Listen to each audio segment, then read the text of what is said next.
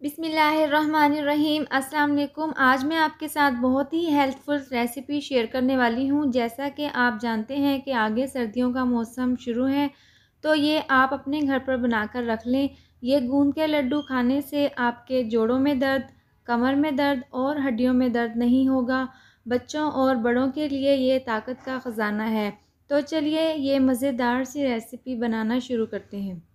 तो गोंद के लड्डू बनाने के लिए हमने यहाँ पर चूल्हे पर एक पैन रख लिया है और उसमें हम डाल देंगे देसी घी। देसी घी हमने यहाँ पर 250 ग्राम लिया है। ये हम थोड़ा थोड़ा कर इस्तेमाल करेंगे। तो सबसे पहले हम यहाँ पर 4 बड़े चम्मच इसमें देसी घी के डाल देंगे और इसको हम गरम कर लेंगे। देसी घी यहाँ पर अच्छे से गर्म हो चुका है, तो इसमें हम डाल देंगे गोंद। गोंद हमने यहाँ पर 100 ग्राम लिया है और इसको हम डालने के बाद अच्छे से देसी घी में इसको फ्राई कर लेंगे। इसको हम 5 मिनट तक इसको फ्राई करेंगे तो ये फूल जाएगा। आप देख सकते हैं कि ये फूलना शुरू हो चुका है, तो इसी तरह से मज़ीद हम इसको थोड़ी देर और पका लेंगे। यहाँ पर गोंद अच्छे से फूल चुका है, तो इसको हम बड़े से बर्तन में निकाल लेंगे। गोंद को हमने पैन से निकाल लिया है और इसमें थोड़ा सा घी है, तो इसके साथ ही हम इसमें 2 चम्मच देसी घी के और डाल देंगे और इसको हम गरम कर लेंगे। घी अच्छे से गर्म हो चुका है, तो इसके बाद हम इसमें डाल देंगे मखाने। मखाने यहाँ पर वज़न में बहुत हल्के होते हैं और इसको हम घी में अच्छे से इसको फ्राई कर लेंगे। मखानों में अच्छा सा कलर आ चुका है, तो इसके बाद हम इसको निकाल लेंगे।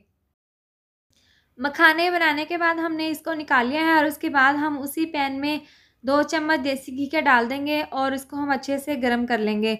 गरम करने के बाद हम इसमें पिस्ते डाल देंगे। तो पिस्ते हमने यहाँ पर 100 ग्राम लिए हैं।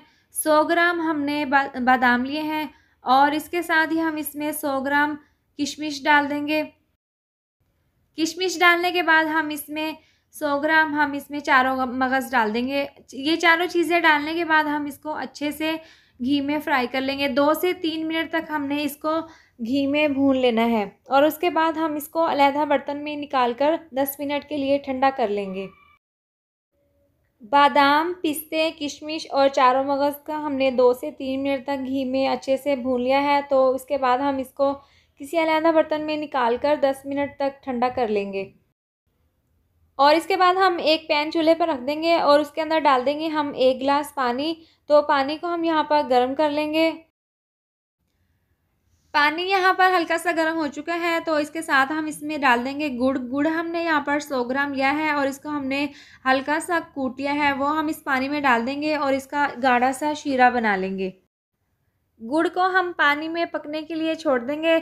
जब तक ये तैयार होता है तो हम बाकी की चीज़ें तैयार कर लेंगे जो हमने पहले बना ली थी। जो मखाने और गूंद हमने घी में फ्राई किए थे उनको हम कूट लेंगे। तो हम यहाँ पर इसकी मदद से इसको मोटा मोटा सा कूट लेंगे। आप देख सकते हैं कि हमने इसकी मदद से इसको अच्छे से कूट लिया है मोटा मोटा और इसको हम रख देते हैं एक साइड पर। और उसके बाद हम बादाम, पिस्ते और चारों मगज़, किशमिश है, इनको भी हम कूट लेंगे।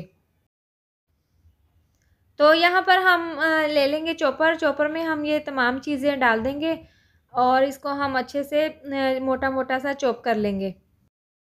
तो यहाँ पर चारों चीज़ें हमने हल्की सी चॉप कर ली हैं। हमने इसको मोटा मोटा सा चॉप कर लिया है, ज़्यादा इसको बारीक नहीं करना। तो इसके बाद हम इसको अलहदा बर्तन में निकाल लेंगे। तो यहाँ पर हमने तमाम चीज़ें रेडी कर ली हैं। तो यहाँ आप देख सकते हैं कि ये शीरा भी अच्छे से पक रहा है, लेकिन अभी हमने मज़ीद इसको गाढ़ा कर लेना है। यहाँ पर शीरा बनकर तैयार है, तो हम इसको उतार लेंगे।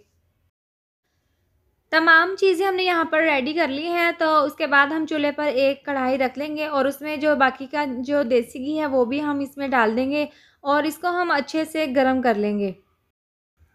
घी यहाँ पर अच्छे से गर्म हो चुका है, तो इसके साथ हम इसमें 4 चम्मच सूजी के डाल देंगे। सूजी हमने यहाँ पर अच्छे से छान ली है। तो इसके साथ हम इसमें आटा डाल देंगे। आटा हमने यहाँ पर 1 कप लिया है और इसको भी हमने अच्छे से छान लिया है।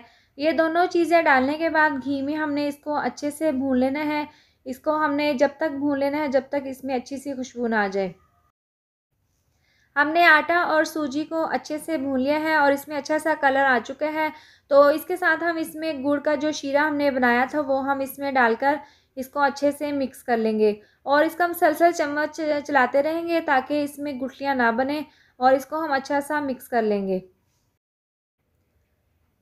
इसको हम इसी तरह से पकाते रहेंगे और इसको हमने मज़ीद और गाढ़ा कर लेना है और इसी तरह से हम इसको पकाते रहेंगे। यहाँ पर ये अच्छे से बनकर तैयार है, तो इसके बाद हम इसमें गोंद और मखाने जो हमने मोटे-मोटे कूट कर रख लिए थे वो हम इसमें डाल देंगे। इसको डालने के बाद हम इसमें पिस्ते, बादाम, किशमिश और चारों मगज़ जो हमने पीस लिए थे वो भी हम इसमें डाल देंगे।